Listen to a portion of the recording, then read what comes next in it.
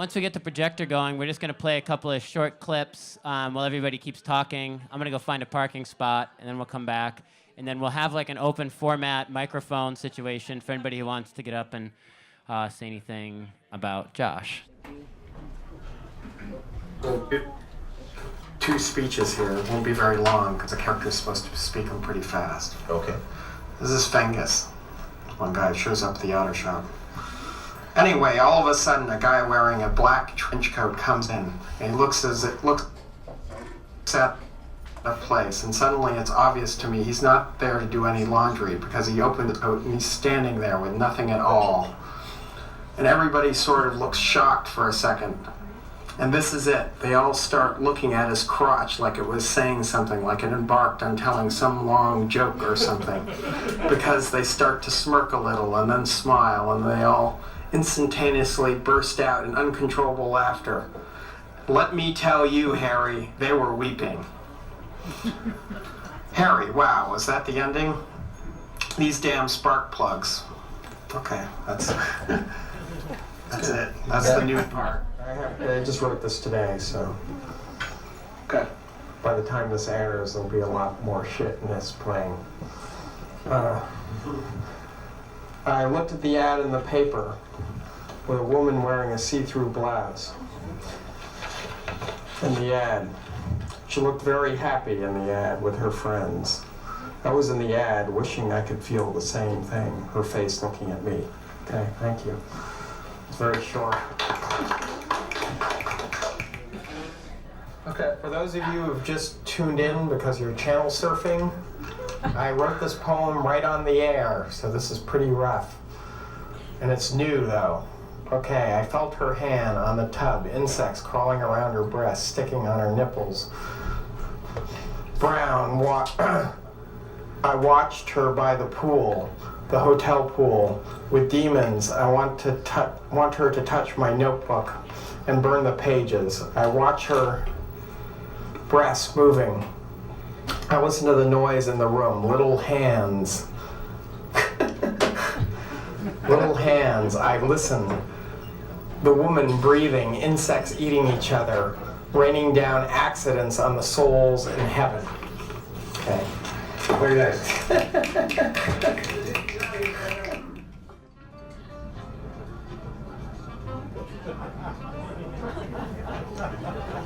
Well, our new guests are here.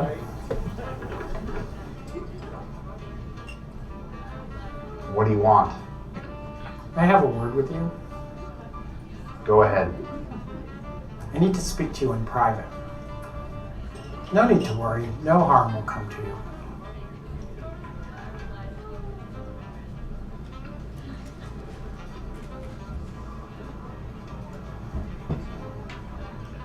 We will need you to join us.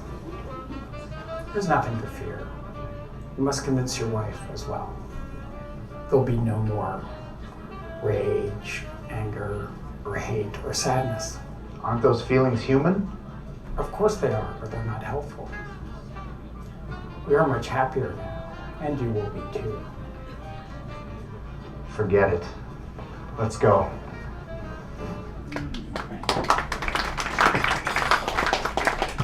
I'll try to do this in the next couple days, but I have a really hilarious video of Josh. He was in a play that I did in a little renegade theater called the Bonetown Theater over on North Ave, and he was in this scene where I had him eating toast while telling this story, and he just kept becoming more and more incoherent as he just kept eating the toast. People just feeding him toast, and he just kept eating the toast, and it was just cascading out of his mouth. And he's a sloppy eater in general, so it was like, so it was extra funny. Hey, but don't say that like you don't respect. I love Josh, and but it was him eating the toast, and he just kept puffing up like chipmunk style as he was eating it and trying to tell the story.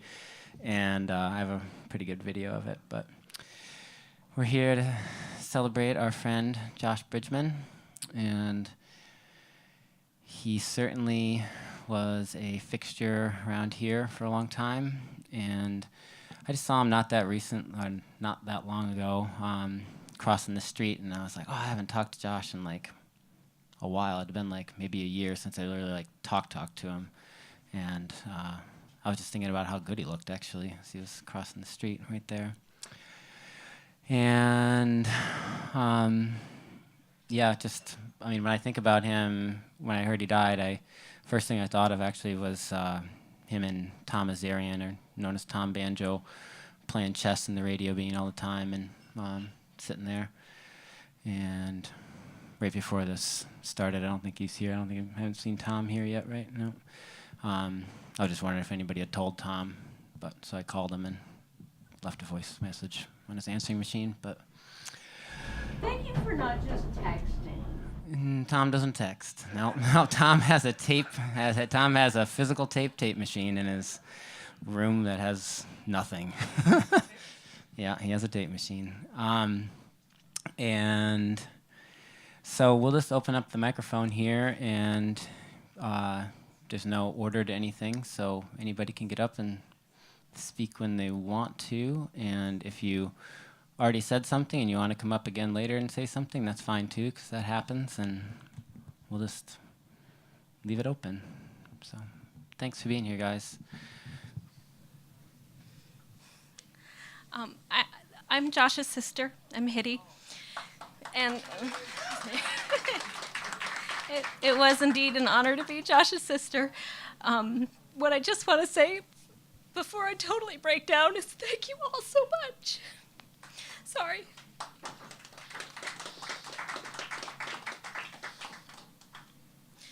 Just the outpouring of love that I've seen for Josh from all of you, from his community, from the people who just love and get him so much. He's such a unique individual, and we share the same history, and it's amazing how the same childhood can really produce two really different people. But I love Josh with all of my heart. We've been through thick and thin. He's always been my protector. Anyway, I'm really just up here to say thank you. So thank you all for doing this. Thank you, Lee, for organizing this. And thank you for all the people who've shared their postings and their stories. It has meant the world to me to read through and have all these wonderful glimpses and stories that I can cherish and keep with us and my family forever. So thank you very much.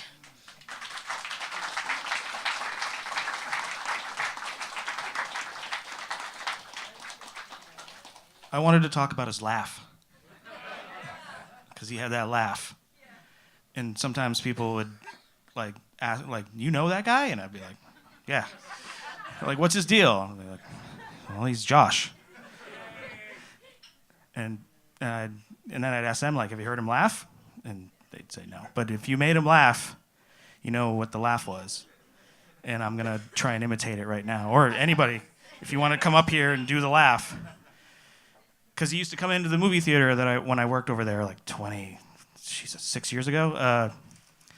If you could make him laugh, it was good. And I'm going to stand back from the microphone. Because his laugh was like this to me.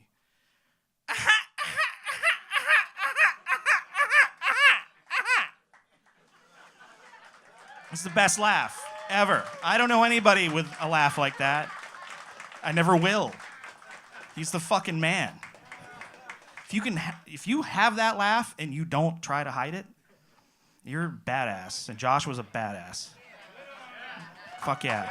Walking around in the summertime with a long black trench coat, middle of August, not giving a fuck. That's Josh. Love you, Josh.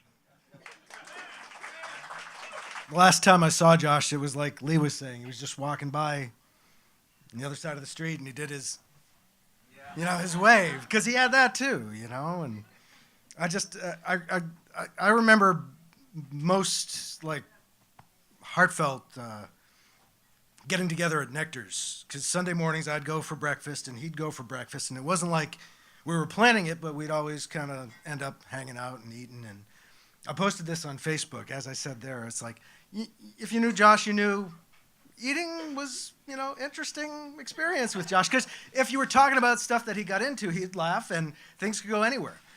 But that didn't matter, you know, because it was Josh and it was great company, and that's what was important, because he was one of the good people and one of the best people. And I don't know, that just, it's all kind of a constellation for me, you know, seeing Nectar pouring the coffee like that and Josh across the way. And I don't know, a lot of that's been coming back to me. And, you know, we shared writing back and forth. I don't think I helped him any. I'm not sure he helped me any, but we did share stuff. And I'm like, what's all this stuff about spoons, man? I don't understand, you know. And I just miss them. Well, at the time, it was early. And, you know. That's been a thing for a while. Well, yeah. But we did. We talked a lot about that stuff early on and about everything. And that was the thing about Josh, is that he had such a mind and such a grasp of things that it was a treat knowing him. And I'm going to miss him.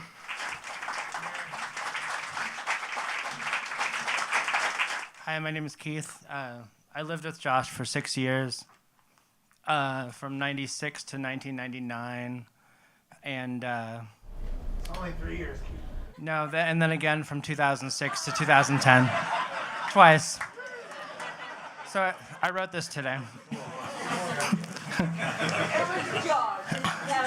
I first met Josh in the fall of 1994, shortly after I moved to Burlington.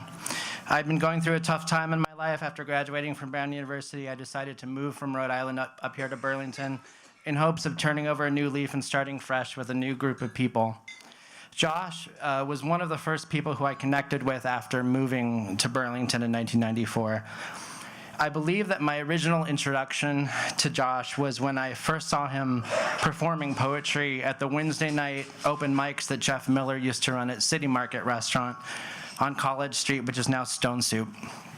I remember Josh reading a poem called I Wanna Sleep with Drew Barrymore. It was summertime, but of course Josh was wearing his famous trench coat on the stage. Josh's reading went something like this, if I remember correctly. I wanna sleep with Drew Barrymore. I wanna sleep with Drew Barrymore, 'cause her grandfather was John Barrymore, and he hung out with Orson Welles. I think that's how it. So I didn't quite understand if it was meant to be a punk song or an ironic parody of poetry, or maybe a little bit of both. By January of 1995, I began eating dinner on a regular basis at the UVM campus co-op on Pearl Street. And it turned out that Josh actually lived there as a resident. I recognized him from the open mics, and we began to talk after dinner one night. What struck me about Josh was how he had so few personal barriers to opening up with new people, and how welcome he was to someone like myself who had just moved to Vermont. Later that month, I directed a short film adaptation of Josh's short story, Joe the Insect, which he actually recorded as a radio play for WRUV around that time period, shortly before I met him. So Josh actually was in this film. It was a mixture of live action and claymation, and the short film ran on Channel 15 Public Access. Later that year, when I was working as a segment producer for Vermont Public Television, I produced a fun segment that was hosted by Heike Bedrosian, it was called Burlington After Midnight. It was all about the local characters who hang around Burlington late at night, and Josh was in the segment. We told him to hang out around Kinko's, and we showed up with a camera and interviewed him about his latest play. Pretended to just be meeting him on the spot. Anyway, the more I got to know Josh, the more he seemed like such a fish out of water living at the UVM student co-op with its collectivist hippie mindset. In fact, as I soon learned, it was exactly the kind of situation that Josh liked to make fun of, and I really think Josh reveled in the idea of being deliberately out of place in that environment. He was most at home when he was out of place in a strange sort of way. With his decidedly libertarian political leanings, his boisterous, politically incorrect sense of humor, and his endearing but often awkward mannerisms, it seemed like he stood out in a good way, like a sore thumb, at that co-op. Josh got a kick out of being a thorn in the side of the hippie commune, but paradoxically, he also seemed to enjoy being around bohemian types, or at least in small doses. I found Josh Bridgman to be a breath of fresh air compared to a lot of the people I had known when I was a student at Brown University. Most of my acquaintances at Brown fell into three distinct categories from what I remember. Number one, preachy, hardcore leftist socialist types. Number two, pretentious and aloof semiotics majors who would wear all black and smoke cigarettes and while babbling on about Derrida and Foucault. And three, apolitical yuppies in training who were destined to live life in the corporate world and who enjoyed listening to the Grateful Dead. Josh, on the other hand, didn't fall into any of these categories, but he was smarter than all the people who did. Josh despised pretentiousness. He openly mocked social etiquette and trendiness, and he hated conformity of all kinds, particularly conformity on the left. He would point out time and time again how the hippies in Vermont were some of the most conformist people he had ever met because in their supposed rejection of mainstream society, they ended up uniformly embracing the exact same type of dress, the exact same type of music, and the exact same type of attitudes. Josh had never been to college, but he was more well-read than almost anyone I knew who had. He had read everything from Nietzsche to Camille Paglia. He was a huge fan of 1940s film noir movies. He loved music that challenged the fake optimism of the hippie establishment, such as Lou Reed, the Sex Pistols, and of course the Talking Heads. He was fearless when it came to challenging social convention. He even appeared naked on a public access show that Bill Simmons put on called The Naked Show. And even when he got an erection in the middle of the show while sitting next to a naked woman, he wasn't embarrassed and bragged about it. One of the funniest arguments I ever witnessed Josh get into was with Paul Berman, who created Java Love. He was the founder of Java Love. Right next door, they had this argument. Paul was claiming to Josh that he was not actually a capitalist. And Josh instantly fired back, Paul, you own your own small business. You charge money to sell coffee. Of course you're a capitalist.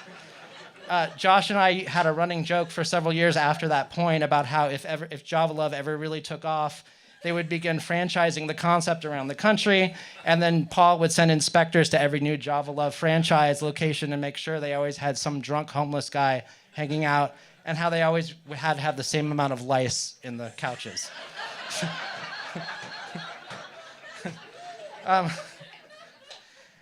What intrigued me about Josh when I first met him was how somebody so stridently nonconformist could also have at the same time, such open hostility to the hippie counterculture. It didn't make sense to me at first. At first, I wondered if his proclaimed hatred of hippies was exaggerated in some way, but I soon found that he actually was being very, very sincere. Nothing infuriated him more than the Grateful Dead and Fish. And more specifically, the deadhead and fishhead neo-hippies of the 1990s who he perceived as simple-minded, shallow, spoiled, and hypocritically judgmental. So when Jerry Garcia died that year in August of 1995, I remember on that day Josh being in a raucous, celebratory mood, getting drunk at City Market Bar and cracking jokes all night about deadheads.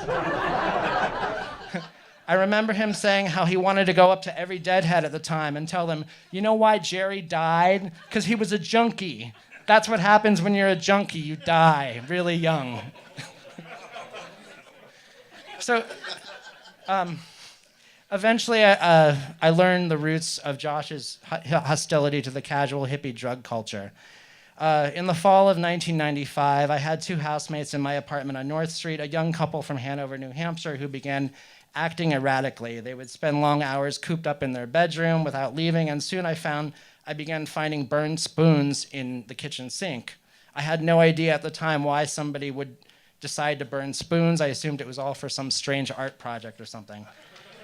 So I mentioned their strange behavior to Josh, and he instantly became dead serious, more serious than I had ever seen him before. He told me that I needed to kick these housemates out of the apartment as soon as possible, that they were dangerous and they would eventually destroy the place given the opportunity. When I told him about the burned spoons, he told me that they were cooking heroin with the spoons and that these people were junkies. Then he told me for the first time, I grew up with burned spoons around the house. My mother was a junkie. In fact, both of Josh's parents had been serious drug addicts and drug dealers throughout the 1970s and early 1980s. His mother had been taking hard drugs throughout her pregnancy with Josh, and her addiction may have contributed to many of the health problems he experienced throughout his life. Josh's childhood years were complete and total chaos as the family moved from state to state to evade the police. He was traumatized by memories of his mom disappearing for hours on end, junkies showing up at the house in the middle of the night, and a constant barrage of scummy characters hanging around the house. But the worst memory of them all happened when Josh was 10 years old. He arrived home one day to find his mother lying dead from a heroin overdose. This painful memory would later become the basis for his play Silent Invasion, which was staged by Green Candle Theater in 2006. This type of life-changing tragic experience would be enough to push almost anybody against the hippie drug culture and into the arms of the political right wing. But to his credit, Josh refused to embrace the simplistic anti-drug, just say no slogans of the Reagan years. He was way too smart for that. He resisted simplistic answers on both sides of the debate, always. Most importantly, Josh never allowed the memory of his mother's death to destroy his irreverent sense of humor. He never let it destroy his loud and hearty laughter that we all remember. Josh had long, ever since I knew him, had long had dreams of making it big in the film industry. And in 1996, when I finished a screenplay that at the time was called Groupies, Josh was one of the first people I showed my completed script to get feedback. I think he might have been the very first or the second person I showed it to. I remember Xeroxing the script and meeting Josh at the parking garage while he was working, and he was very excited to read it. And I was very excited to get feedback. My script was a comedy film, some of you may remember, about a deranged fan of a 1970s TV superhero show who kidnaps the show's washed-up ex-child stars in order to force them at gunpoint to make a new episode. I had a feeling it would be the kind of thing that might be right up Josh's alley. He enjoyed reading it. He actually helped me polish some of the dialogue. I invited him to be the film's associate producer, and he gladly came on board the project. 6 months later, we had raised the money to shoot the film, and we were getting ready to go into production with a notable cast. We were fortunate enough to have Justin Henry on board, who had been nominated for an Oscar at age 8 for the movie Kramer vs. Kramer, Brian O'Halloran, who had starred in Kevin Smith's movie Clerks, and Ali Sheedy, who was known for starring in the John Hughes movie The Breakfast Club. Josh and I were both very, very excited in the months leading up to the production. About 2 weeks before filming began, our executive producer, Brooke Wetzel, who had produced one of Josh's short plays at Contois Auditorium back in 1994, the first year I met him, Brooke suggested to me that she would talk with John Fishman from Fish about the possibility of playing the psychotic lead character in the film. I wasn't sure how Josh would react to this idea, and so I avoided discussing it with him. Now, at this point, Josh and I were housemates. We were living at the corner of North Street and North Winooski Avenue upstairs from what was then called the Last Elm Cafe. Our other housemate at the time was a guy named Richard Wright, who had gone to Goddard College with the guys from Fish and had written 2 of their most popular songs. We never locked the door to our place, and anybody could walk into our apartment at any moment. So one night, a couple nights later, Josh and Richard and I were randomly hanging out in our living room around midnight when John Fishman suddenly walked in to discuss the possibility of starring in our film. The minute Josh saw him, I'll never forget this, the minute Josh saw him, he said to Fishman, "This is my house, and I'll let you hang out here, but I want you to know I don't like fish." And then he said, "In fact, I think your music sucks." Fishman was instantly amused by Josh's candor, and I think he was so tired of fish heads fawning all over him that he actually found Josh Bridgman refreshing. So he smiled and retorted back, "Well, that's fine with me. You don't have to like my music." For the next 5 hours, until 5 o'clock in the morning, we all got drunk together in the living room, while Josh and John Fishman shouted back and forth at each other. At first, it was mostly Josh telling Fishman how much the fish heads were sheep, and how much they had no taste in music whatsoever. But as he got more drunk, Fishman was bursting into laughter at Josh's bombastic criticism, and it started to dawn on me that the impossible was happening. I was witnessing the impossible. Josh Bridgman and John Fishman were actually getting along with each other. After several hours of being berated by Josh's nonstop criticism, Fishman felt a need to half-jokingly defend his band. He told Josh that the punk band Pavement was one of Trey's favorite bands, but Josh was not convinced. He relentlessly continued his roasting of Fishman, and finally at about 3 a.m, Fishman said, "Josh, you're the only person I've ever met where your reasons for not liking certain types of music versus liking other types of music, you're wrong. And finally at 4 a.m, Fishman said to Josh, look, Josh, I'm a rock star, people suck my dick, what do you want?"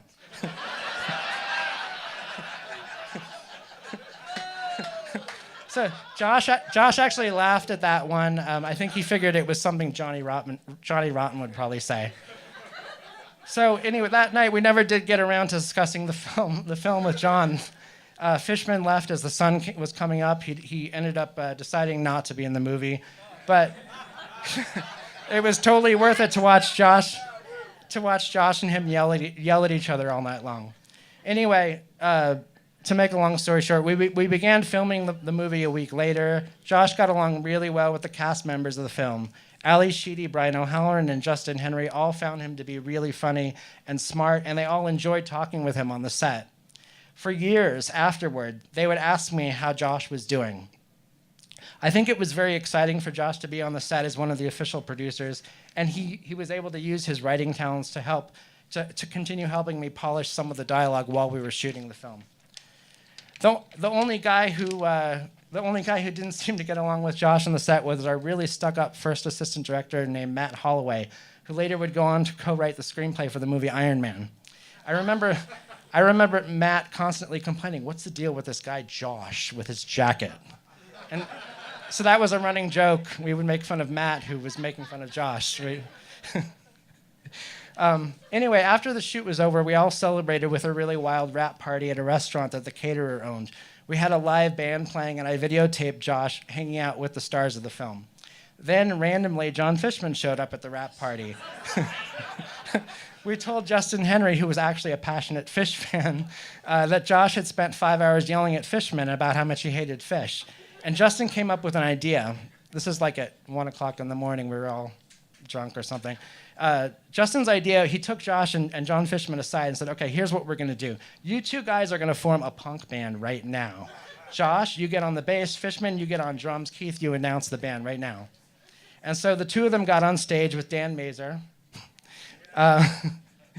And they began playing the worst punk music I've ever heard in my life. The whole time, Josh and Fishman were yelling at each other. It was like part of their act, basically. They were yelling at each other while they were playing.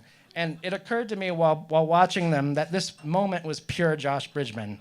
After years of bashing Fish for playing hippie music, here he was playing lead guitar in a punk band with John Fishman playing backup drums.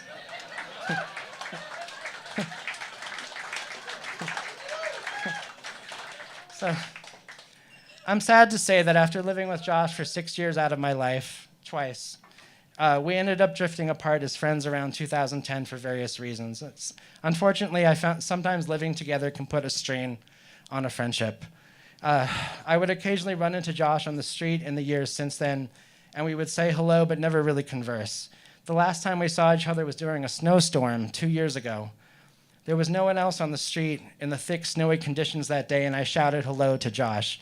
He smiled, and he shouted hello back. I had every intention of one day in the future hanging out with him again and reminiscing about old times, but unfortunately the day never came. Thanks.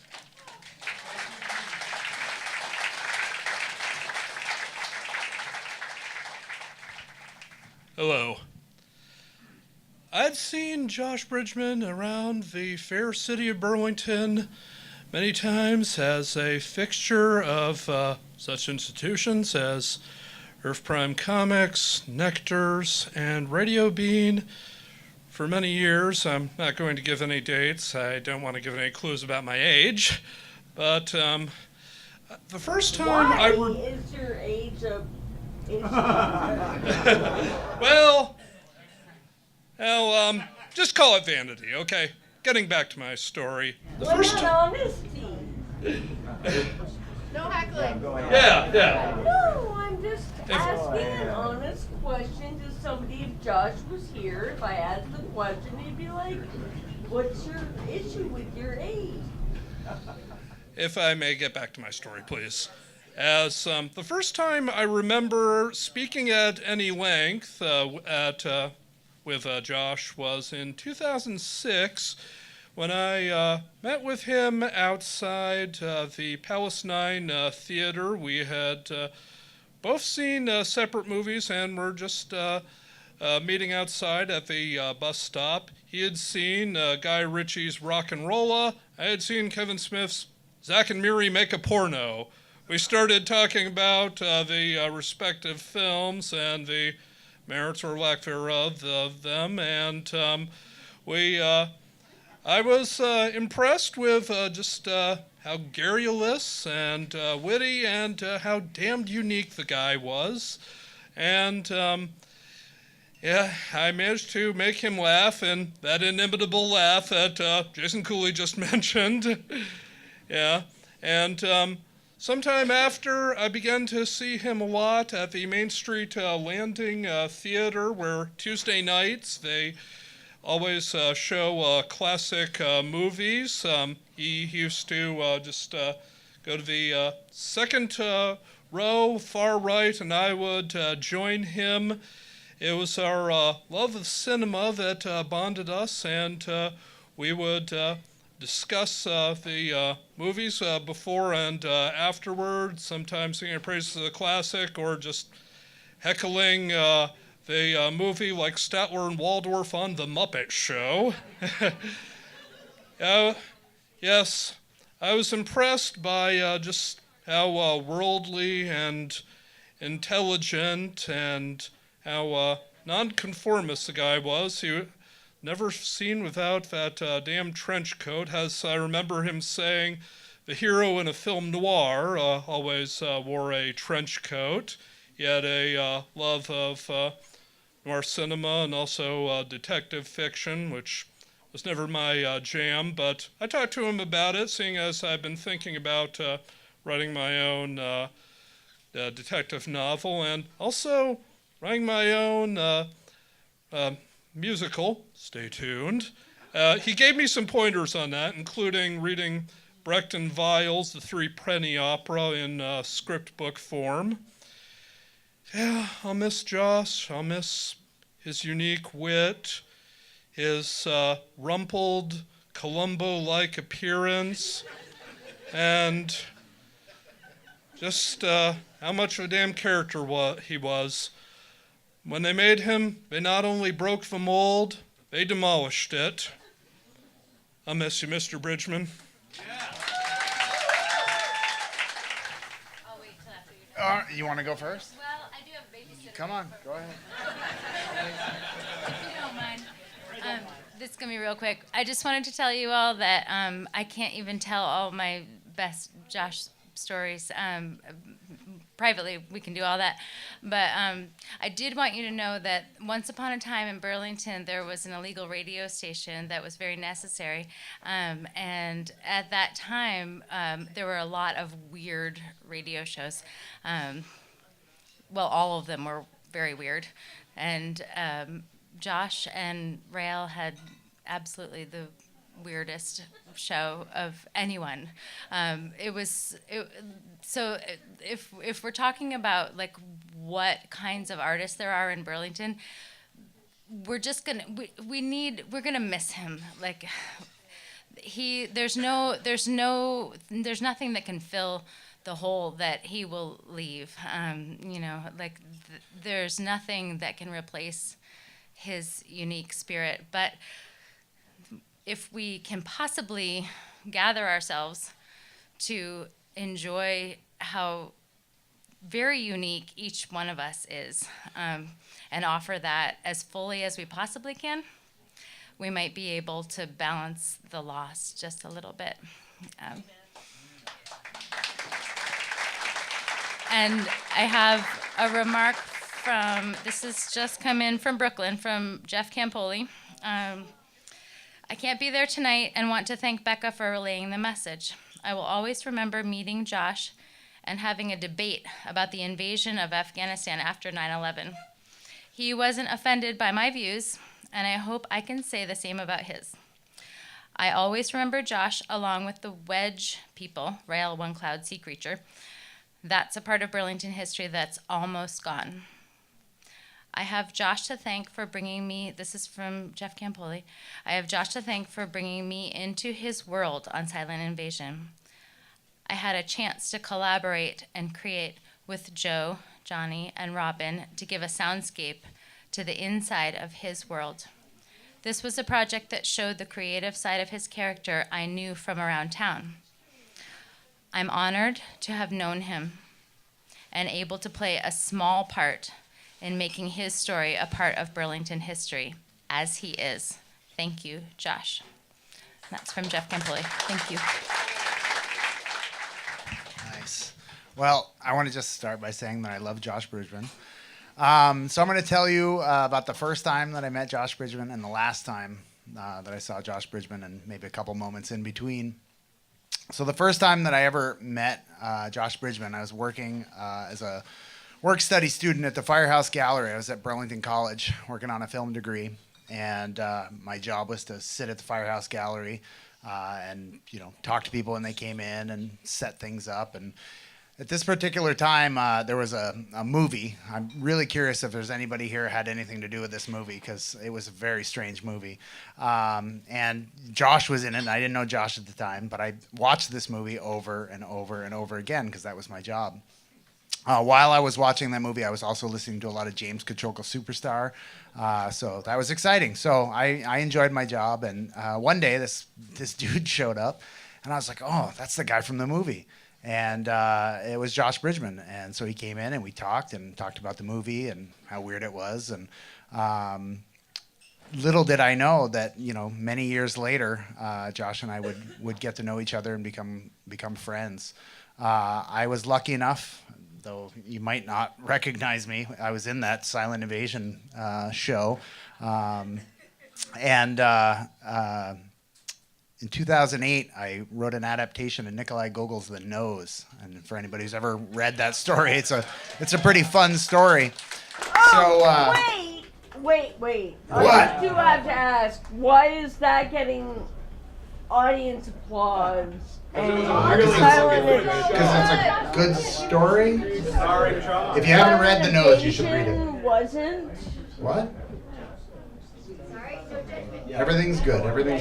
Silent Invasion was everything's good. It was pretty awesome story. I know. We had a great time.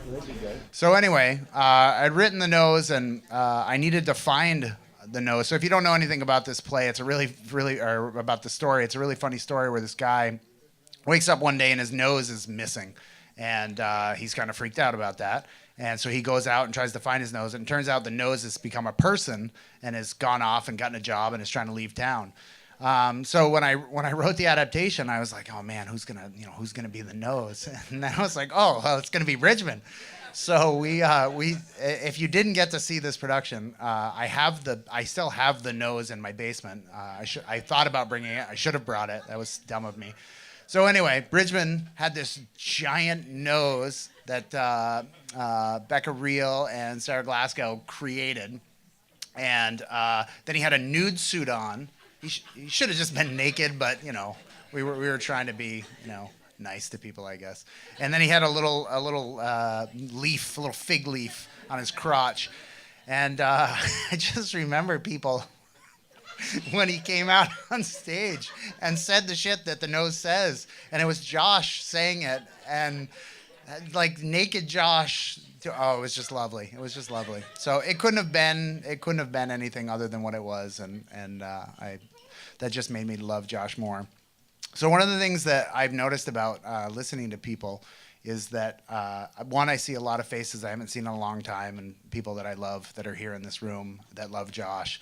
But I also think it's really cool how all of our different lives are intersecting at this one moment, and how Josh is the sort of nexus of that. And the amazing artists and writers and just really cool people that are a part of Burlington and a part of Josh's life. So one of the things that I found really interesting about Josh that I didn't realize until I had known him for a very long time was that his life philosophy and mine were quite different.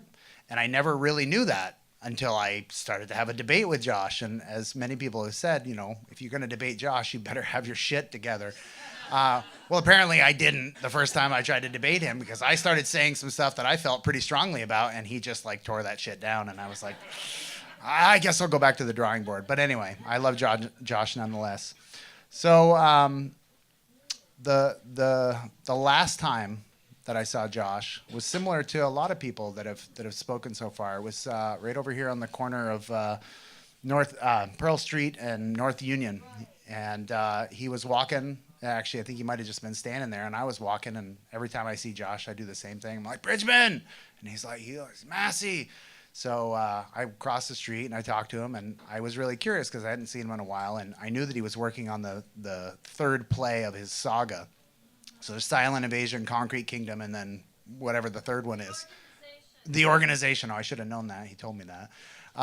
So Josh has been working on this for a while, and Green Candle has been wanting to produce it for a while. And so I saw him and I said, Josh, how's the play coming? He's like, oh, it's coming. It's really, and he goes off on something, and I'm like, all right, well, just let me know when you're ready, and we'll put it up. So unfortunately, Josh is not going to get to see that here in his physical form. Hopefully, he will see it in his spiritual form. But Green Candle's 100% committed to producing that. I heard rumor that Tom Cleary, if you're in the house, has access or has the script, or has actually found Josh's notebook, typed up the script. So, Tom, if you're here, we need to talk. Randomly found the thing and. Well, I think he probably broke into Bridgman's apartment and stole it, but that's neither here nor there. So anyway, I started with saying that I love Josh Bridgman, so I'm going to end with saying I love Josh Bridgman. Thanks. Well, my name's Richard, and I worked with Josh in the parking garage, and really, thank you. And really, I sort of knew Josh and heard about Josh before I met him, because I have two sons, and we used to hang out around Burlington here. We live over here on Buell Street, but when the boys were younger, they were like out in the street, and they knew everything that was going around, and they had to tell Dad. So we were out having a soda or something somewhere, and this weird-looking guy with a trench coat is over sitting at one of the tables by himself with a notepad, and I asked my boys, I said, who is that guy? And they said, well, that's Josh. He's a writer. And I said, oh, okay. And then years later, after I retired, I got a job in the parking garage, and I really met him and worked with him. And I retired from working up at the hospital, taking care of people in healthcare, and so you try to assess things. You have a patient come in, you assess what's wrong with them and what's going on. Josh, no assessment. Josh is Josh. And then this summer, when the nurses were striking up at the hospital and working with we had that. We're part of AFSCME, and so we tried to get some of our people together to go up and stand on Colchester Avenue in front of the hospital and demonstrate with the nurses. And Aaron and Damien and about 3 or 4 different people went up, and we got Josh to go up. So we were wearing our green Union shirts, and here's Josh. He puts his green Union shirt over his trench coat. So he's walking around with his trench coat like it's a skirt, and he's got his AFSCME shirt on. And then after a while, after we're demonstrating and stuff, where's Josh? And we're looking around, and Damien says, he's over there across the street.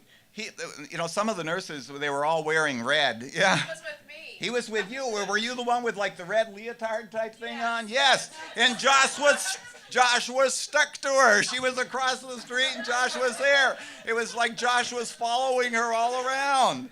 But great guy. I mean, like I said, there's no assessing him, no figuring out what's going on. You took Josh like he was, and that was it. Wonderful person, and he will be missed. Thank you. He was probably there about 18 years, something like that, 17, 18. 17, 18 years. Yeah. Hi, I'm Marcia, and the Josh that I knew and the Hitty that I knew were from about 30 years ago. And so there was a period of time when Josh and Hitty, they were both in high school, and my husband, Bob, fixed sailboats, and her granddad, he had a big sailboat, and so Bob always was fixing Luther's boat. And so we came and we stayed with Hitty and Josh. And it was really great. They were just great kids. And I just wanted to tell you, every time there's, I think of him a lot, even though I saw him around town, but I haven't really spoken to Josh in many years. And so once Bob's sister drove into the yard in Charlotte, and she drove an El Camino. Do y'all know what those are? Yes. And he looked at me and he said, if the earth was ever going to be invaded, they would drive El Caminos. And I've never forgotten that, to the point where I see one. Not that you see them very often anymore. But anyway, so that was Josh at 18 with 17 with he and Tom Cleary coming over, and Talking Heads was just coming out, and I didn't know what they were, and Brian Eno. But anyways, he was just a great guy, and it was really nice. It's nice to see you, Hitty. This can't do Josh justice, but I just scribbled it down in the last hour. Some of you know me. I've worked in lefty politics for about 16 years, and for nearly 12 years of that, I have lived upstairs from the radio beam. Needless to say, I live with insomnia. One of the few silver linings of being an insomniac is that eventually the nearest diner will eventually open. In my case, that's Henry's. Like clockwork, I'm the sixth patron in the door. 4 cops getting off the night shift, then Josh at the counter, then me next to him at the counter. I don't have a particularly good story about a breakfast we had together.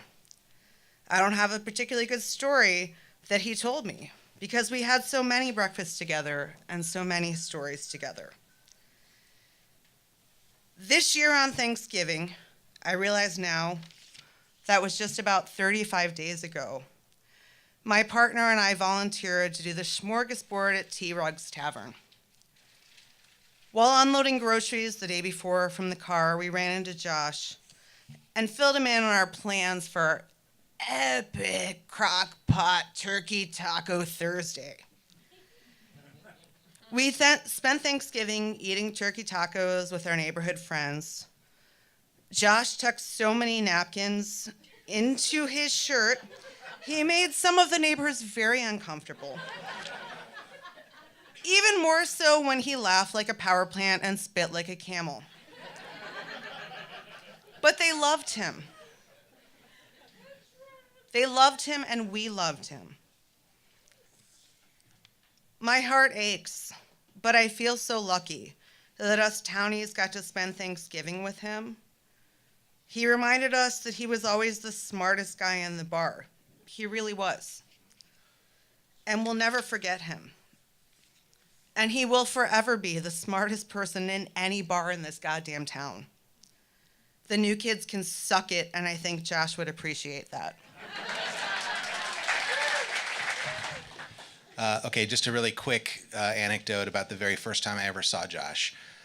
He and I are of roughly contemporary ages, and in, I think, 1987, I was at an open mic at 242 Main, and I saw, is Tom Cleary here? He's not, okay. So I saw Josh and Tom Cleary, the first time I'd ever seen either of those two fellows, did a thing on the stage there, and Tom was playing keyboards and was using some sort of 80s sampler device, and Josh was reading his poetry, and it was the first time in my life that I'd ever seen anyone in my age bracket be so audaciously artistic, sort of like intentionally audaciously, like we're just gonna balls to the wall, we're just being artsy. And it was frightening and inspiring and amazing. And anyway, Josh continued to fill that role in my life for the rest of the time that I knew him. So that's all. Thanks. So, have any of you ever eaten your cereal with a burnt spoon? Did you have your... I'm sorry. That's a intense experience and Josh shared it through his play, but I want to be careful about how it's shared here right now. So that's all you need to say? Okay. Is it okay if okay. Do you have more? Okay. Okay. Well, thank you. Thank you. Because I spent a lot of time with him and his written. Please. Okay. Thank you. Yeah. I know, and you know what? I do want to actually. I have to build on that sort of note. I just want to say that, and I think Josh would be okay with me saying this. Nobody is all one thing. I think we can all get what I'm saying here. A parent is not one thing. Parents can do devastating things, but I don't want to just leave things out here with a mother who's a drug addict or etc. It's part of our story. It's part of what makes me a compassionate person. It's part of what makes Josh, just like everything you're saying, a fucking awesome artist with a brilliant mind and a huge heart and all of that. And that doesn't come from one defined thing. And so I just want to share one thing because so my mother, in addition to the other things that you've learned about her, was a brilliant person as well, with a beautiful, kind soul who died too soon, who got caught up in things happen. She was also brilliant, and she wrote beautiful poems, and she has one that she had written for Josh when he was just a little, adorable little boy, and I'm going to share that as soon as I find it, because I would rather leave with that. So, this was written in 1971 in March. It says in Bakersfield. Joshua sits in the windowsill, blowing on a wooden flute. All around him, the chaos and the cold, the broken minutes of guilt and guilts of closing doors. Around him, the sweet hollowings of a wooden flute. And that's it. And to me, I love it because it's Josh with his beauty that was just innate and all around him. And he's in his world, and he's playing his beautiful flute. And here's my mother. She feels the pain of the closing doors and the guilt. She feels that. It's real. And yet she's also able to express it beautifully. And so that's just what I want to leave with there. Thank you for that. I think a lot of us got to know Josh, but didn't really necessarily know where he came from. He just would appear at some point in our lives and just be a beautiful part of that life. For me, I worked at the parking garage a long time ago. I didn't work with Josh, but a bunch of us would go out to breakfast at Nectar's on Sunday mornings. And so we would just talk about politics and music, and he was just so smart. I mean, everyone who works at a parking garage is really, really probably one of the smartest people in the whole town if you really talk to them. And Josh certainly was. I mean, they know it's like, get a job where don't have to work too much and can write all the time and just like edit things. And it just was wonderful getting to know him. And then Nectar shut down, and they stopped doing breakfast. And then I got a job at Gardner Supply, and then started going out to Penny Clues on Saturdays. And then he just showed up, and then for another a couple of years, we would have breakfast every day, or every Saturday, and it was just a wonderful time. And again, we would just talk about all of the art projects that are happening in the world. And it was kind of neat to see him week after week after week. He would talk about a project, and I get to see it come to more into fruition and more into fruition. And then at one point, I remember going to see Silent Invasion the first time, and it's just like, oh my God, you really did this. This is really incredible. And I don't think the first shows sold out. There was a couple of seats, but it was almost there. But by the end of the run, they were selling out. And Josh gave up his seat, and I think he sat in with the band so that someone else could be a part of the show. And it was just so Josh.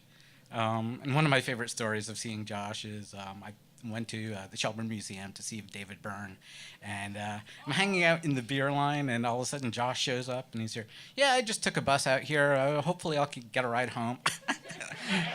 And so I'm like, you got it. So I hooked him up with a ride home. I think we had to squeeze him into our car, and everyone else was like, "Who's this guy?" But I'm like, he's fine. Don't worry. I'll just always love Josh.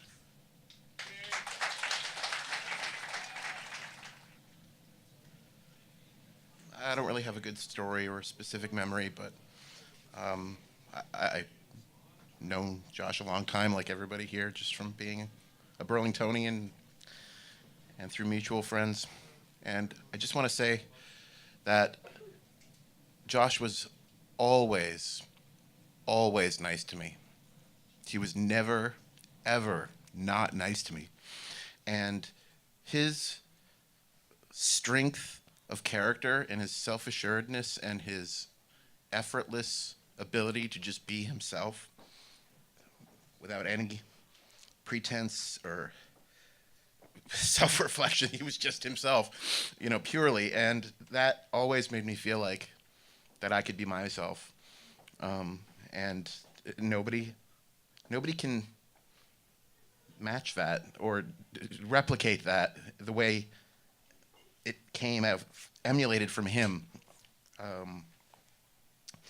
So that's what I appreciate about him, is his fundamental decency. He was just a decent person, always nice, never not nice, always genuine. And he always made me feel like I could be myself. And that is so special. And we've lost somebody that's so special. So that's all I want to say.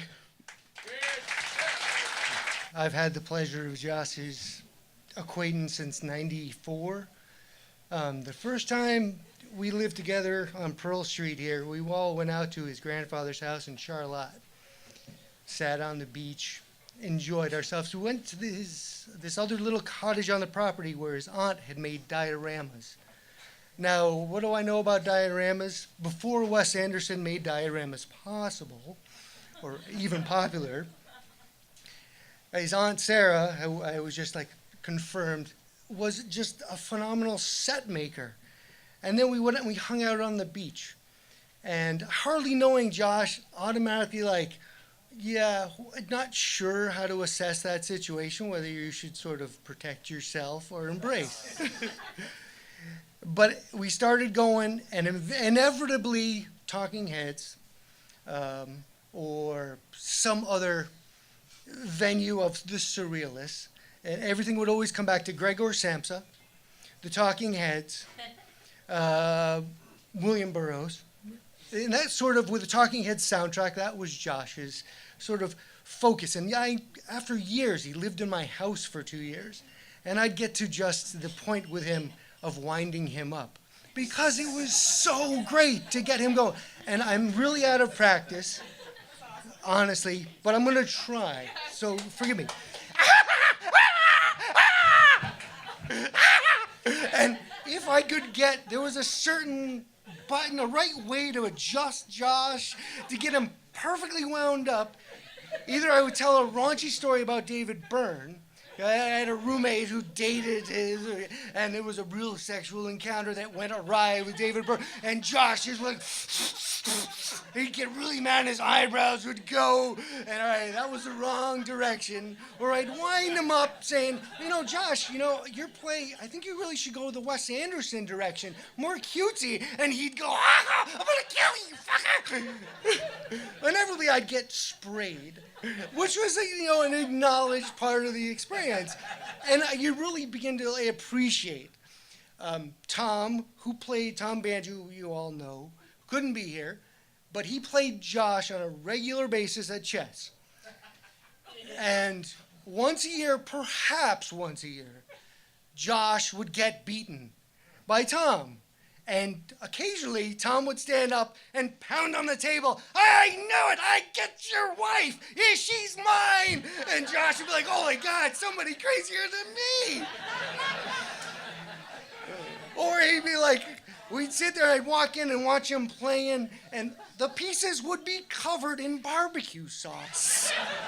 And every time Tom would pick one up and go, unfazed completely. lately, Josh was studying that board and, playing Tom hours on end, and it's just going, yeah, okay, that's all right, that's okay. And you can just see that threshold of like brilliance and madness at work, which, that's why I stayed friends with him since 94, 95, and lived with him for probably 5 years at the Pearl Street house, and he moved into my house, which was an alarming, event constantly of just sort of, the neighbors said, do we need to be, notified? I was like, no, man, it's Bridgman. And I always forgot his first name, Bridgman. He automatically had a nickname, Bridgman. And he always walked around town looking like Metamorphosis. Gregor Samsa, half a bug, half human, and he really cultivated it. He was the only person who could do it, and successfully. And he appreciated it. And I appreciated his humble existence, which I'm sure all of you did as well. I'm going to try and get through this. I'm having a lot of trouble with it. I met Josh and Hitty very young age, and we were instant friends. Josh has always been this way, just ideas, our imaginations just would go, and it was always so much fun. And I mean, I guess becoming a writer is sort of in his blood, but it was just such a great outpouring for him. The ideas he had even in 4th grade of multimedia stage productions with a stage full of TVs, and I'm like, Josh, what are you talking about? How are you gonna do that? But he was there. He wanted to do improv. I was like, what's improv? And it was always a trip, and we always had so much fun. And it's just, I always took the extra moment to say hi, and more than just hi, but how are you? And I saw him a lot more recently when I took a new job near the parking garage, and I was in there a lot, and it was great to try and catch up. And we never sat down for that meal, but I always took that extra moment to talk to him. I wish I'd done it more, but love him then, love him now. I like a lot of people saw Josh last time just crossing the street up here on Pearl Street and Winooski, and I like driving by and I was like, oh, there's a legend. Just like, man, I got to talk to that guy soon. And here I'm talking to you all sort of about him. And I think that it was just, I found out that he died the day that I was at the parking garage, and I was like, what the hell is with these metery things that I'm supposed to pay now? And then shove the stick in and then shove the paper in. And I'm like, wow, those times have really changed. And there's no people sitting here in the parking garage anymore. And then suddenly I heard about Josh passing, and I was like, wow, it's strange timeliness of life, of just the transitions. And I will always remember positively. We interviewed Josh a couple times on the Howie Rose show, and I was trying to, maybe I'll pull some of those tapes up and put them on YouTube as well when I can find them and digitize them. But he was always talking about something genius and masterful. And every time I listened to him, I was like, man, I gotta learn about that movie. And I don't even know what that reference was about that book, but I should figure that one out too. And I have no idea what this guy's talking about, but I'm laughing along with him, and he's laughing really loud, and we're having a great time. So whatever he's talking about, it's a great experience. That's how I always felt when I was with him. And also, he worked with David Simmons, who sent me a message and said if I could say a word for David. He wrote something for the 7 days. I don't know if they're going to publish, but he asked me if I could read something. He was also working there at the parking garage. He said, I was saddened to read this morning of the death of Josh Bridgman. I was proud to have been his friend. The memories come rushing back. When I arrived in Burlington in the mid-90s, seeing Josh perform his surreal monologues was one of the things that made a big impression on my teenage brain and conspired to lead me to the artistic, working-class life where, for better or worse, I have remained. I admire Josh for a number of things. He survived a traumatic childhood and turned his experience into art. He was smart and funny and formidably well-read in spite of being dyslexic. Once at the parking garage where we both worked, a customer expressed surprise that a simple parking attendant would be reading War and Peace. The original Russian was better, was his repose.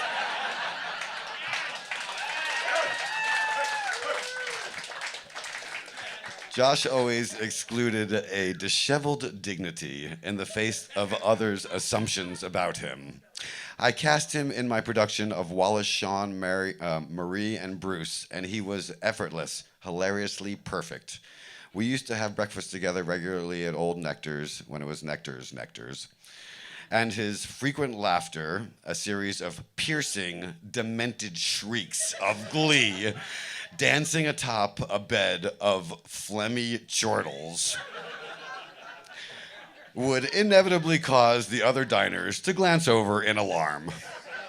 We lost touch over the years, but I will never forget him. He was too strange and strangely wonderful to forget. That was David Simmons. This is going to be a real quick one. I apologize, but... All right. My name is Jeffrey. I grew up in Charlotte. The only way I knew Josh originally was I was in 7th grade. He was younger. He got on the bus. He was Josh walking on the bus, and you've never seen a more in-tune person in your life. All he was just Josh. And I always knew from there on that he was a good person, intelligent person.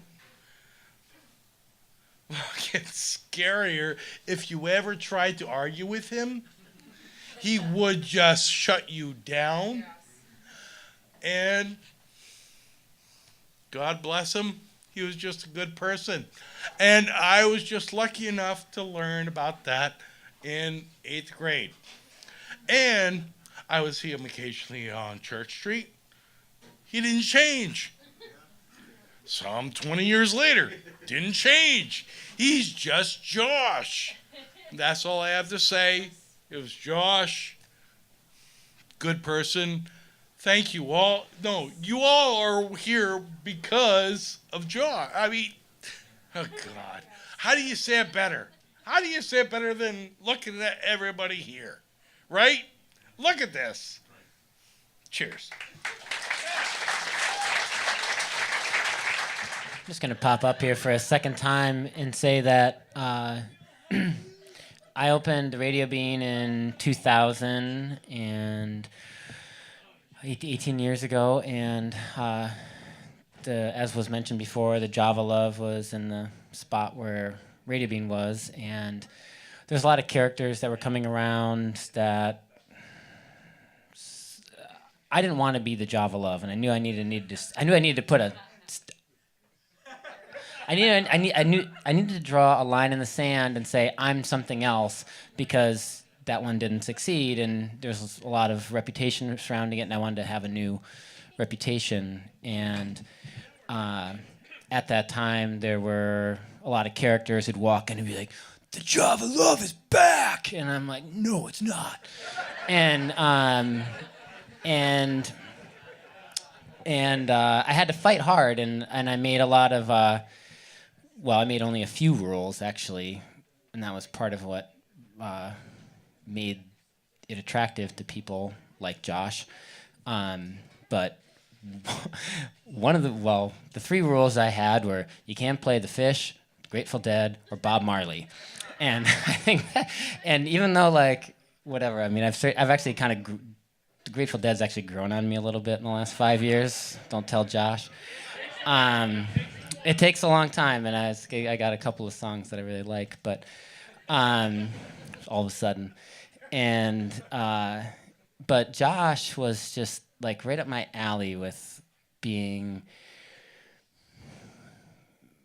articulate and free and willing to laugh. I grew up in a real laughing family, and I was just reminded of that going home for Christmas. Oh man, my family really likes to laugh, and Josh really likes to laugh, and I really appreciated what my sister just cutting the woman off here because also going home, like I realized, like in my own family, like there's people who've done really terrible things and have had really hard times with substance abuse, and I can still go and love them. They've done also amazing things, and they're so compassionate and loving, and that's super important. And I think that we all have this, like, you know, whatever Burlington urban legend of Josh's like crazy, you know, whatever, and he wrote the play about it and stuff. But I was glad to have you say that there's a lot of, you know, there's love and everything as well.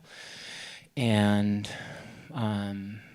one more thing is that Burlington, as we age as a community and as we rock, we do, and there is this legacy of eccentricity in this city that is so cool and so important. And in here tonight, I can look around the room, and I won't name names, but there are some awesome people that are really unique, and almost everybody, pretty much, if you love Josh Bridgman, you're a unique person, and we're all special. And, you know, we've had some memorial services, you know, here before, and what I think of at these times is that, like, the person, Josh is a planet, and there's an orbit around him, and there's an orbit around every single one of us. There's all the people that connect us, that connect through us, and the people that connect through Josh Bridgman are us and many other people who couldn't be here tonight. And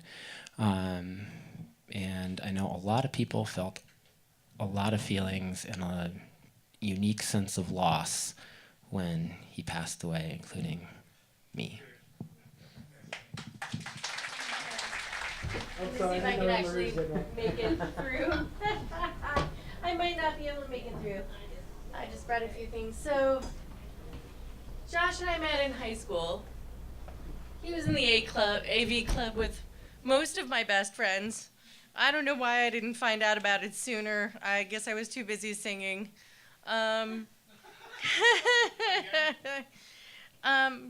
My father was dying of cancer when I was in high school, and Josh was a very good friend to me. And he opened up to me about some things that were going on for him that were heavy, and we were good friends, and we confided in one another, and we found strength in one another. And when I left home and I moved out into a new apartment, and I started working at a bookstore, he used to come every shift when I was alone and keep me company, and quite frequently he would thrust a tape in my hand and say, "Have you heard Iggy and the Stooges? Have you heard this?" And he introduced me to a bunch of irreverent music that I seem to have missed out on when I was only allowed to go to church things with my parents. And so thank you, Josh. Thank you so much. And I remember him, one of my favorite memories of him is him coming to the bookstore. I was the special orderer for Walden Books, and so he came in and he said, "There's this great book. It's the entire works of the Marquis de Sade." And he was like, "I want you to order it for me." And so I did. And I called him and I said, "Hey, your book's here. I've been reading through it. It's pretty sexy stuff." And he came in posing to pick it up, and he wrote his name in it, and it says Josh Bridgman, July 6, 1988. And after he wrote his name in it, he said, "It's for you." And I have always loved this book and always loved him for that. Thank you very much, Josh.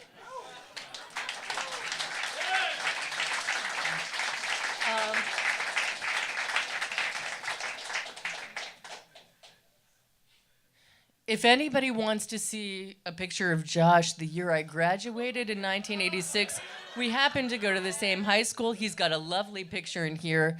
He's also in the AV club, and I will put that out if you'd like to see it. It's far too small for you to see. Our relationship continued after I left Walden Books. He would come and visit me quite frequently at my apartment after I had children. One of the few friends who was always really loyal about coming to visit me, even when I had diapers to change and children who were kind of crazy making to people who didn't have children. He was really good about that.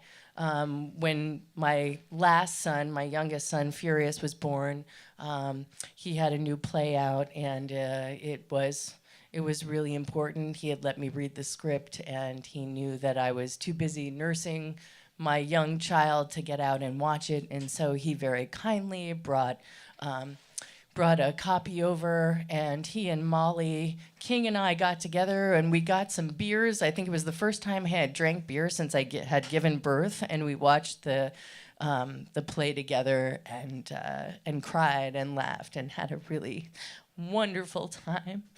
And then a few years later, my husband at the time, Matthew Tanner, and Chris Stecker got together, and they had decided to put on a little variety show on Channel 15, and they wanted Josh Bridgman to join them.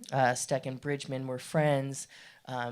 Bridgman didn't know Maddie, and Maddie tells me that the first meeting, Josh said, "Well, who the heck is this guy? Why would I ever want to be on a show with him?" And then Steck said, "Well, he's married to Anne Marie." And apparently that changed things, so I feel eternally grateful for that our friendship was still relevant. And my son, who wanted to be here, but he's 14 and he falls asleep at horrible times, so I couldn't wake him for it. He still has this T-shirt that I cherish of the show, and there's a picture of Josh and Steck and Maddie on it, and I'm urging Steck to make sure that he can make more copies of this T-shirt, but I hold it very dear. And there are so many other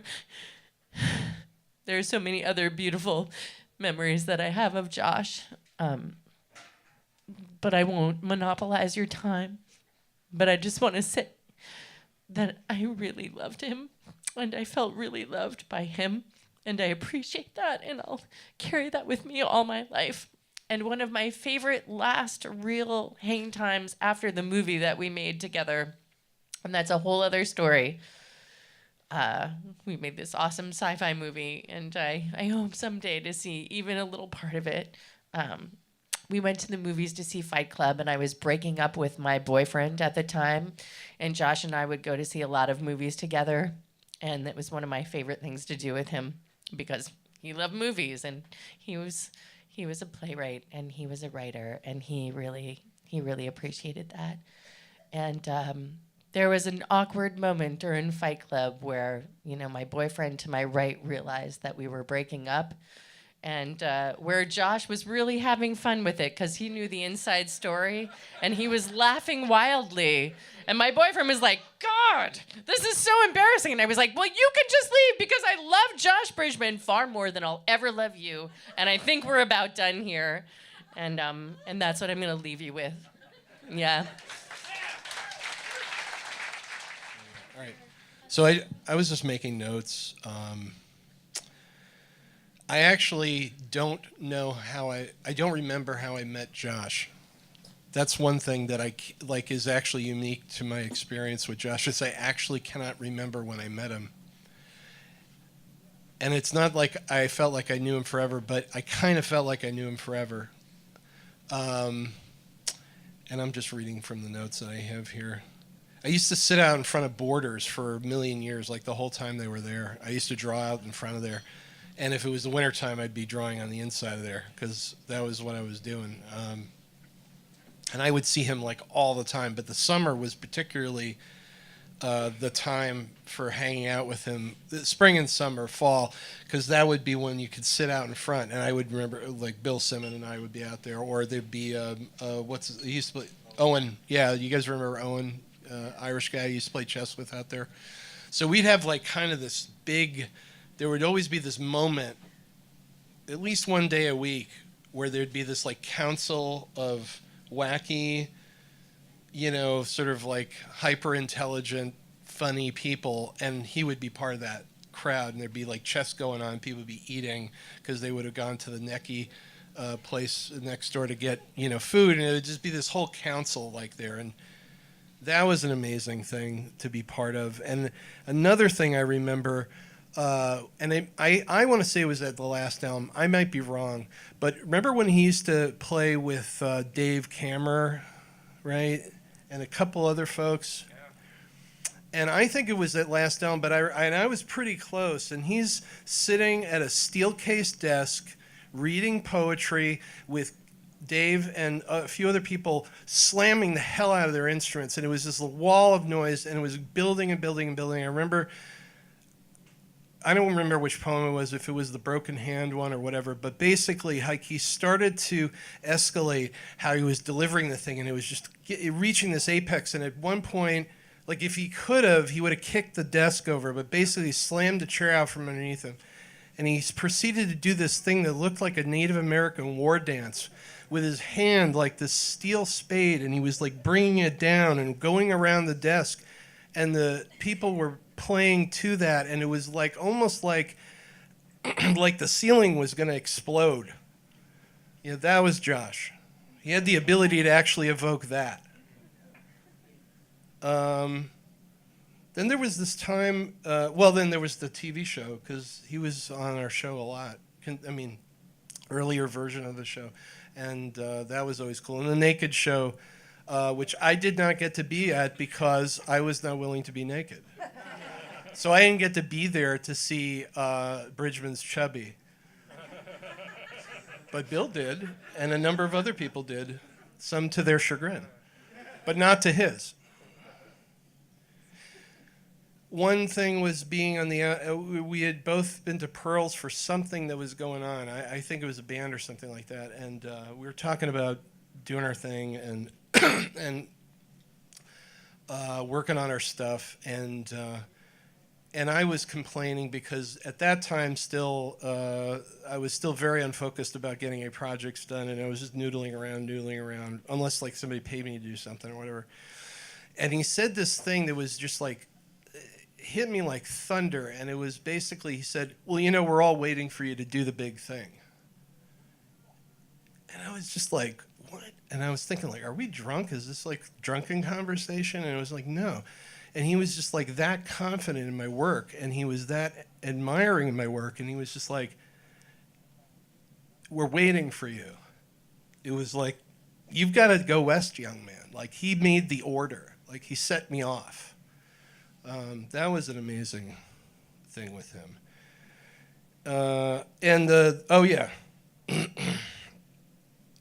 He was the only person that I knew other than me who actually knew the movie Mr. Arcade, and much less knew what it was about. And his devotion to Orson Welles allowed me to come out as a Welles enthusiast when it was kind of not hip.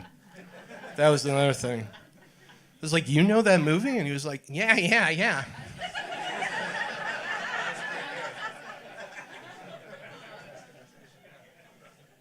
And the last thing, because everybody's been talking about the trench coat, I saw Josh Bridgman without trench coat on Church Street once. Once. It was a summer event. It was extreme. It was hot enough, and this is why it stands out, because I even may have talked to you about this, or somebody that would have known who he was and stuff. I said it was actually so hot. He looked like a civil servant who had been working all day in a boiler room. He was not. It wasn't just pit soak. It was like the entire body was emitting soak, and he actually had the trench coat on his arm, and it was like, holy crap! So it was like confirming that a Yeti existed. It was like there was a moment without trench coat. And I got to see it, and I remember it. So, and maybe I'm wrong, but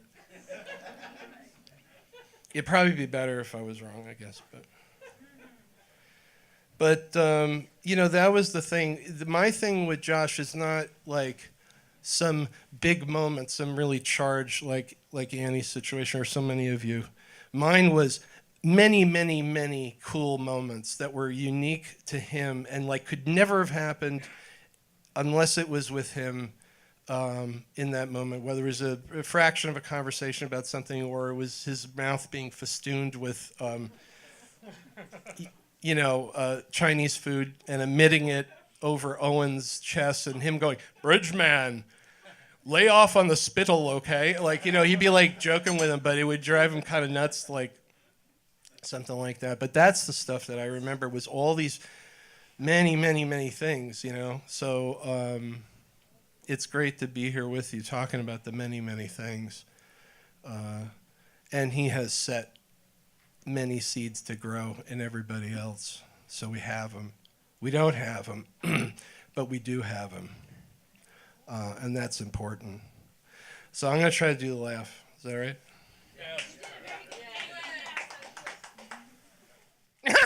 Yeah, yeah, yeah. Yeah, yeah, yeah, yeah. Yeah, yeah, yeah, yeah, yeah. If you have the chance to meet someone in your life who is completely authentic, unique, real, and truthful with every second that you spend with them, you are really, really lucky, and we are all really, really lucky. Josh was for me, he was my angel. Literally, he was my guardian angel. He entrusted me with his words to create art. He actually asked me to be on stage and to give life to his words as an actor. He followed me around on several dates when he knew I was with people when it probably wasn't a good situation. When I was working at the jewelry cart on Church Street, every day during Josh's lunch break, he came and stayed by me, and at the end of every shift, he would come with me when I put the cart away. And we talk and laugh, but a lot of that time he was just quietly standing by me, writing while I was learning lines for some other play that I was trying to do. And I always felt this sense of just really being grateful. I was always very honored that somebody that was so fearless wanted to be my friend. Josh was one of the most courageous people I've ever met in my life. Cheers. Yes. Cheers.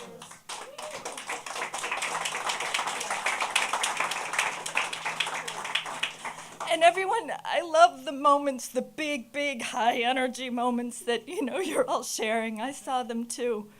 But I had so many quiet moments with Josh. I spent hours and hours and hours with him at my apartment at the OP, going for walks. And I befuddled him. I mean, I made him go like this. I can't tell you how many times before he was going to try to figure out how to either rebut what I had just said or, Well done.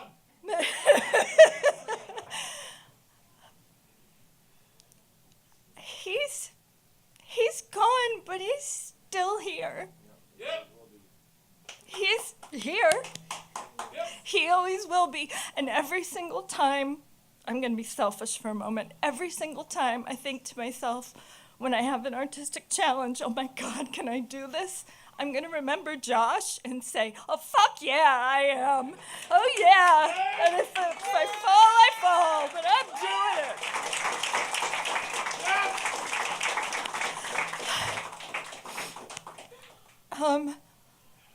So in ending this, ending what I'm saying before we do the Josh Bridgman laughter, I want to let you know that the family is planning another memorial for him because his heart was that big. We have to have more than one, as many as we can. In March 23rd, the venue is going to be theatrical, and in the spirit of theatrical mystery, we don't yet know which one, but it will be at 3 o'clock on March 23rd, and you are all invited. And Green Candle Theater Company is committed. We will be doing Josh's Bridgman, the organization. So his trilogy will come to completion.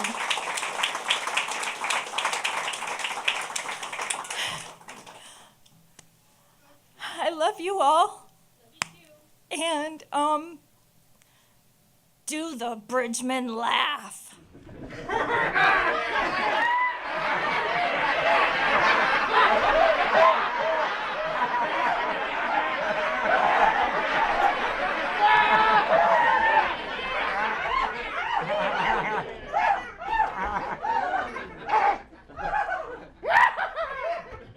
He also snorted a lot. I didn't hear a lot of snorting. He would get going and when you really got him going, he would definitely snort. Thank you all for being here. I just want to conclude with saying laugh more and encourage your local eccentric to produce. Like, had Green Candle or nobody taken Josh in all of his writing to some other level where we have reference to it in that way, then nobody would have seen it, or very few people would have seen it, and it would have been much smaller. And Burlington is full of really, really, really creative people. Often, some of them are just too eccentric to figure out how to go from the notebook to the stage, and we all know those people, whether they're musicians or they're playwrights or puppeteers or whatever they are, and let's try to help each other make that happen by connecting those dots for people, because it's a small town. We're way the fuck away from Boston, or way the fuck away from everywhere else. We got to make it happen. This is the city we live in. Let's do that, and Josh is a great example of that. Thank you all for being here. Jason Cooley made some zines. Make sure to take one. You can all fight for them. There's only about 20 of them there.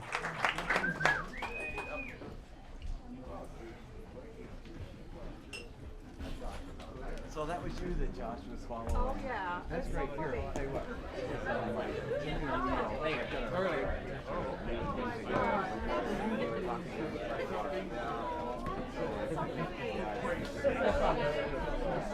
No, I mean, until